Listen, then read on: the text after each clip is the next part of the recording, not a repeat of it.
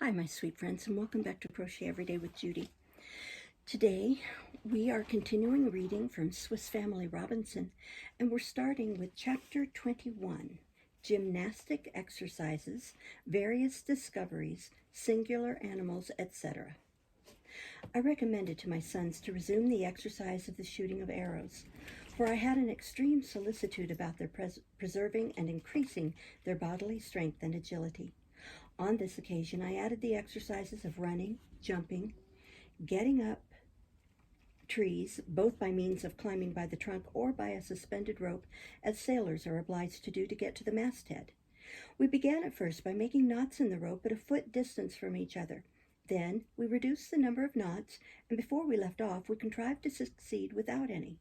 I next taught them an exercise of a different nature, which was to be effected by means of 2 balls of lead fastened one to each end of a string about a fathom in length. While I was preparing this machinery, all eyes were fixed upon me. "I am endeavoring," said I, "to imitate the arms used by the Patagonians, inhabitants of the most southern point of America, but instead of balls, which they are not able to procure, they tie 2 heavy stones, one at each end of a cord, but considerably longer than the one I am working with. Every Patagonian is armed with this simple instrument, which they used with singular dexterity. If they desire to kill or wound an enemy or an animal, they fling one of the ends of this cord at him and begin instantly to draw it back by the other, which they keep carefully in their hand, to be ready for another throw if necessary. But if they wish to take an animal alive and without hurting it, they possess the singular art of throwing it in such a way as to make it run several times round the neck of the prey, occasioning a perplexing tightness. They throw the second stone, and with so certain an aim that they scarcely ever miss their object. The operation of the second is the so twisting itself about the animal as to impede his progress, even though he were at a full gallop. The stones continue turning, carrying with them the cord. The poor animal is at length so entangled that he can neither advance nor retire, and thus falls a prey to the enemy." This description was heard with much interest by the boys, who now all entreated I would that instant try the effect of my own instrument upon a small trunk of a tree which we saw at a certain distance. My throws entirely succeeded, and the string with the balls at the end so completely surrounded the tree that the skill of the Patagonian huntsman required no further illustration. Each of the boys must then needs have a similar instrument, and in a short time Fritz became quite an expert in the art. The next morning, as I was dressing, I remarked from my window in the tree that the sea was violently agitated, and the waves swelled with the wind. I rejoiced to find myself in safety in my home, and that the day had not been destined for out-of-door occupation. We now fell to a more minute examination than I had hitherto had time for of all our various possession at Falcon Stream. My wife showed me many things she had herself found means to add to them during my repeated absences from home. Among these was a pair of young pigeons which had been lately hatched and were already beginning to try their wings while their mother was again sitting on her eggs. From these we passed to the fruit trees we had laid in earth to be planted, and which were in real need of our assistance. I immediately set myself to prevent so important an injury. I had promised the boys the evening before to go all together to the wood of gourds to provide ourselves with vessels of different sizes to keep our provisions in. They were enchanted with the idea, but I bargained that they must first assist me to plant all the young trees, which was no sooner said than set about. When we had finished, the evening was too far advanced for so long a walk. By sunrise the next morning, all were on foot, and we set out full of good humor and high spirits from Falcon Stream. Turning round Flamingo Marsh, we soon reached the pleasant spot which before had so delighted us. Fritz took a direction a little further from the seashore, and sending Turk into the tall grass, he followed himself, and both disappeared.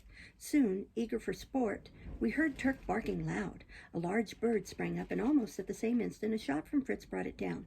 But though wounded, it was not killed. It raised itself and got off with incredible swiftness, not by flying, but by running. Turk followed, and seizing the bird, held it fast till Fritz came up. Now a different scene succeeded from that which took place at the capture of the flamingo. The legs of that bird are long and weak, and it was able to make but a poor resistance. The present captive was large in size and strong. It struck the dogs, or whoever came near, with its legs with so much force that Fritz, who had received a blow or two, dared not again approach the enemy. Fortunately, I reached the spot in time to give assistance, and was pleased to see that it was a female bustard of the largest size. To secure the bird without injuring it, I threw my pocket handkerchief over the head of the bustard. It could not disengage itself, and its efforts served only to entangle it the more. As it could not now see me, I got near enough to pass a string with a running knot over its legs, which for the present I drew tight to prevent further mischief from such powerful weapons. I gently released its wing from Turk's mouth and tied it with its fellow close to the bird's body. In short, the bustard was our own. As we advanced, I was frequently obliged to use the hatchet to make a free passage for the ass in the tall grass. The heat also increased, and we were all complaining of thirst when Ernest, whose discoveries were generally of a kind to be of use, made one of a most agreeable nature. He found a kind of hollow stalk of some height which grew at the foot of trees and entangled our feet in walking. He cut one of them and was surprised to see a drop of pure fresh water issue at the place where the knife had been applied. He showed it to us, put it to his lips, and found it pure, and felt much regret that there was no more. I then fell to examining the phenomenon myself, and soon perceived that the want of air prevented a more considerable issue of water. I made some more incisions, and presently water flowed out as if from a small conduit. I tried the experiment of dividing the plants long ways, and they soon gave out water enough to supply even the ass, the monkey, and the bustard. We were still compelled to fight our way through thick bushes, till at length arrived at the wood of gourds. We were not long in finding the spot where Fritz and I had once before enjoyed so agreeable a repose. My wife now gave us notice that she should want some vessels to contain milk, a large flat spoon to cut out butter by pieces, and next some pretty plates for serving at a table, made from the gourd rinds. I made the boys gather or collect the gourds till we were in possession of a sufficient number. We now began our work. Some had to cut, others to saw, scoop out, and model into agreeable forms. It was a real pleasure to witness the activity exhibited in this our manufacture of porcelain. Each tried what specimens he could present for the applause of his companions. For my own part, I made a pretty basket large enough to carry eggs with one of the gourds, leaving an arch at the top to serve as a cover. I likewise accomplished a certain number of vessels, also with covers fit to hold our milk, and then some spoons to skim the cream. My next attempt was some bottles large enough to hold fresh water, and those occasioned me more trouble than all the rest. It was necessary to empty the gourd through the small opening of the size of one's finger which I had cut in it. I was obliged, after loosening the contents with a stick, to get them out by friction with shot and water well shaken on the inside. Lastly, to please my wife, I undertook the labor of a set of plates for her use. Fritz and Jack engaged to make hives for the bees and nests for the pigeons and hens. For this last object, they took the largest gourds and cut a hole in front, the size of the animal for whose use it was intended. The pigeons' nests were intended to be tied to the branches of our tree. Those for the hens, the geese, and the ducks were to be placed between its roots, or on the seashore, and to represent a sort of hen coop. Our work, added to the heat of the day, had made us all thirsty, but we found nothing on this spot like our fountain plants, as we had named them. The boys entreated me to go with them in different directions, and tried to find some water, not daring by themselves to venture further into the wood. Ernest, with great eagerness, proposed relieving me of this trouble, and putting himself in my place. It was not long before we heard him calling loudly to us, and saw him returning in great alarm. "Run quick, father," said he.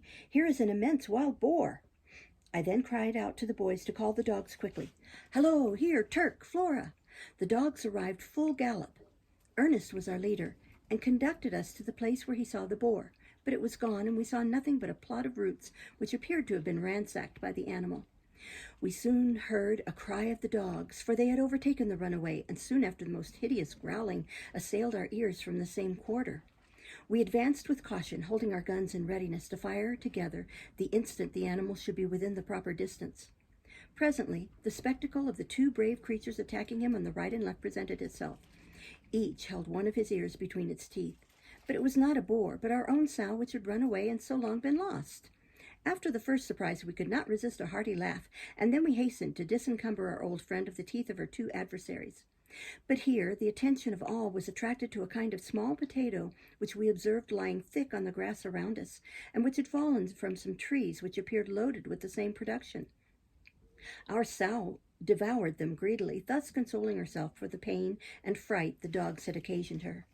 The fruit was of different colors and extremely pleasing to the eye. Fritz expressed his apprehension that it was the poisonous apple called the manzanilla, but the sow ate them with so much eagerness, and the tree which bore them having neither the form nor foliage ascribed by naturalists to the manzanilla, that I doubted the truth of his idea. I desired my sons to put some of the fruit in their pockets to make an experiment with them upon the monkey. We now, again, from extreme thirst, began to recollect our want of water, and determined to seek for some in every direction. Jack sprang off and sought among the rocks, hoping that he should discover some little stream. But scarcely had he left the wood than he bawled to us that he had found a crocodile. "A crocodile!" cried I with a hearty laugh. "You have a fine imagination, my boy. Who ever saw a crocodile on such scorching rocks as these, and with not a drop of water near? Now, Jack, you are surely dreaming." "Not so much of a dream as you may think, father," answered Jack, trying to speak in a low voice. "Fortunately, he is asleep. He lies here on a stone at his full length. Do, father, step here and look at it. It does not stir in the least." We stole softly to the place where the animal lay, but instead of a crocodile, I saw before me a large sort of lizard, named by naturalists leguana or iguana, an animal by nature of a mild character and excellent as food. Instantly, all were for seizing him and presenting so rare a prize to their mother. Fritz was already taking aim with his gun, but I prevented him, observing that the animal being protected by a coat of scales, it might be difficult to destroy him, and that he is known to be dangerous if approached when angry. "Let us try," said I, "another sort of experiment. As he is asleep, we need not be in a hurry." I cut a stout stick from a bush, to the extremity of which I tied a string with a running knot. I guarded my other hand simply with a little switch, and thus with cautious steps approached the creature. When I was very near to him, I began to whistle a lively air, taking care to make the sounds low at first, and to increase in loudness till the lizard was awaked. The creature appeared entranced with pleasure as the sounds fell upon his ear. He raised his head to receive them still more distinctly, and looked round on all sides to discover from whence they came. I now advanced by a step at a time, without a moment's interval in the music which fixed him like a statue to the place. At length I was near enough to reach him with my switch, with which I tickled him gently, still continuing to whistle, one after the other, the different airs I could recollect. The lizard was bewildered by the charms of the music. The attitudes he threw himself into were expressive of a delirious voluptuousness. He stretched himself at full length, made undulating motions with his long tail, threw his head about, raised it up, and by this sort of action disclosed the formidable range of his sharp-pointed teeth, which were capable of tearing us to pieces if we had excited his hostility. I dexterously seized the moment of his raising his head to throw my noose over him. When this was accomplished, the boys drew near also, and wanted instantly to draw it tight and strangle him at once. But this I positively forbade, being unwilling to cause the poor animal so unmerited a suffering. I had used the noose only to make sure of him in case it should happen that a milder mode of killing him, which I intended to try, failed of success, in which case I should have looked to the noose for protection. But this was rendered unnecessary. Continuing to whistle my most affecting melodies, I seized a favorable moment to plunge my switch into one of its nostrils. The blood flowed in abundance, and soon deprived him of life, without his exhibiting the least appearance of being in pain. On the contrary, to the last moment, he seemed to be still listening to the music. We had now to consider of the best way for transporting the falcon stream so large and valuable a booty. After a moment of reflection, I perceived that I had better come at once to the determination of carrying him across my shoulders. And the figure I made with so singular an animal on my back, with his tail dragging on the ground, was not the least amusing circumstance of the adventure. We were proceeding in our return when we distinguished the voices of my wife and little Francis calling loudly upon my name. Our long absence had alarmed them. We had forgotten on this occasion to give them notice of our approach by firing our gun, and they had imagined some terrible disaster must have befallen us. We had so many things to tell that, till reminded by my wife, we forgot to mention that we had failed of procuring any water. My sons had taken out some of the unknown apples from their pockets, and they lay them on the ground by our sides. Nips soon scented them, and came slyly up and stole several, and fell to chewing them with great eagerness. I myself threw one or two to the bustard, who also ate them without hesitation. Being now convinced that the apples were not of a poisonous nature, I announced to the boys, who had looked on with envy all the time, that they might also begin to eat them, and I myself set the example. We found them excellent in quality, and I began to suspect that they might be the sort of fruit called guava, which is much esteemed in such countries. This regale of the apples had in some measure relieved our thirst, but on the other hand, they had increased our hunger, and as we had not time for preparing a portion of the lizard, we were obliged to content ourselves with the cold provisions we had brought with us. We had scarcely finished before my wife earnestly entreated that we would begin our journey home, and it appeared to me, as the evening was so far advanced, that it would be prudent to return this once without the sledge, which was heavy laden, and the ass could have drawn it but slowly. I therefore determined to leave it on the spot till the following day, when I could return and fetch it, contenting myself with loading the ass for the present with the bags which contained our new sets of porcelain, the lizard, which I feared might not keep fresh so long, and our little Frances, who began to complain of being tired. I took these arrangements upon myself and left to my wife and Fritz the care of confining the bastard in such a manner that she could walk before us without danger of escaping. When these preparations were complete, our little caravan was put in motion, taking the direction of a straight line to Falcon Stream. The course of our route now lay along a wood of majestic oaks, and the ground was covered with acorns. My young travelers could not refrain from tasting them, and finding them both sweet and mild to the palate, I had the pleasure of reckoning them as a new means of support. We arrived shortly at Falcon Stream, and had time to employ ourselves in some trifling arrangements before it was completely dark. We concluded the exertions of the day with a plain repast and the contriving a comfortable bed for the bastard by the side of the flamingo, and then stretched our weary limbs upon the homely couch rendered by fatigue luxurious in the giant tree. Chapter 22. Excursion into Unknown Tracts. My first thought the next morning was to fetch the sledge from the wood. I had a double motive for leaving it there, which I had refrained from explaining to my wife, to avoid giving her uneasiness. I had formed a wish to penetrate a little farther into the land and ascertain whether anything useful would present itself beyond the wall of rocks. I was, besides, desirous to be better acquainted with the extent, the form, and general productions of our island. I wished Fritz only, who was stronger and more courageous than his brothers, and Turk to accompany me. We set out very early in the morning and drove the ass before us for the purpose of drawing home the sledge. As we were picking up some acorns, different birds of exquisite plumage flitted about us. For this once I could not refuse Fritz the pleasure of firing upon them, that we might learn their species. He brought down 3. I recognized one to be the great blue Virginia jay, and the other 2 were parrots. One of the 2 was a superb red parrot. The other was green and yellow. We soon arrived at the guava trees, and a little after at the spot where we had left the sledge, when we found our treasures in the best possible condition. But as the morning was not far advanced, we entered upon our intended project of penetrating beyond the wall of rocks. We pursued our way in a straight line at the foot of these massy, solid productions of nature, every moment expecting to reach their extremity, or to find some turn or breach or passage through them that should conduct us into the interior of the island, if, as I presumed, it was not terminated by these rocks.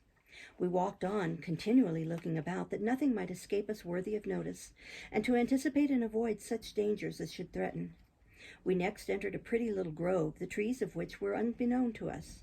Their branches were loaded with large quantities of berries of an extraordinary quality, being entirely covered with a minute meal or farina. I knew of a sort of bush, the berries of which, when boiled, yield a viscous scum resembling wax. It grows in America and is named by botanist Myrica cerifera, or candleberry tree. This plant resembled it much, and the discovery gave me great pleasure. A short time after, another object presented itself with equal claims to our attention. It was the singular modes of behavior of a kind of bird scarcely larger than a chaffinch, and clothed in feathers of a common brown color. These birds appeared to exist as a republic, there being among them one common nest, inhabited at pleasure by all their tribes. We saw one of these nests in a tree in a somewhat retired situation. It was formed of plaited straws and bulrushes intermixed. It enclosed great numbers of inhabitants, and was built round the trunk of a tree. It had a kind of roof formed of roots and bulrushes carefully knit together. We observed in the sides small apertures, seemingly intended as doors and windows to each particular cell of this general receptacle. From a few of these apertures issued some small branches, which served the birds as points of rest for entering and returning. The external appearance of the whole excited the image of an immensely large open sponge. While we were attentively examining this interesting little colony, we perceived numbers of a very small kind of parrot hovering about the nest. Their gilded green wings and the variety of their colors produced a beautiful effect. They seemed to be perpetually disputing with the colonists, and not infrequently endeavored to prevent their entrance into the building. They attacked them fiercely and even tried to peck at us if we had but advanced our hand to the structure. Fritz, who was well trained in the art of climbing trees, was earnestly desirous to take a nearer view of them and to secure, if possible, a few individuals. He threw his burden down and climbed to the nest. He then tried to introduce his hand into one of the apertures and to seize whatever living creature it should touch in that particular cell. What he most desired was to find a female brooding and to carry both her and the eggs away. Several of the cells were empty, but by perseverance he found one in the situation he wished. But he received so violent a peck from an invisible bird that his only care was now to withdraw his hand. Presently, however, he ventured a second time to pass his hand into the nest, and succeeded in seizing his prey, which he laid hold of, and in spite of the bird's resistance, he drew it through the aperture and squeezed it into the pocket of his waistcoat, and buttoning securely, he slided down the tree and reached the ground in safety. The signals of distress sent forth by the prisoner collected a multitude of birds from their cells, who all surrounded him, uttering loud cries and attacking him with their beaks, till he had made good his retreat. He now released the prisoner, and we discovered him to be a beautiful green parrot, which Fritz entreated he might be allowed to preserve and make a present of it to his brothers, who would make a cage to keep him in, and then would tame him and teach him to speak. On the road home, we observed to each other that from the circumstance of this young bird's nesting within the structure, it appeared probable that the true right of property was in this species, and that the brown-colored birds we at first observed were intruders, endeavoring to deprive them of it. We reached a wood, the trees of which in a small degree resembled the wild fig tree. At least the fruit they bore, like the fig, was round in form and contained a soft, juicy substance full of small grains. Their height was from 40 to 60 feet. The bark of the trunk was scaly, like the pineapple, and wholly bare of branches except at the very top.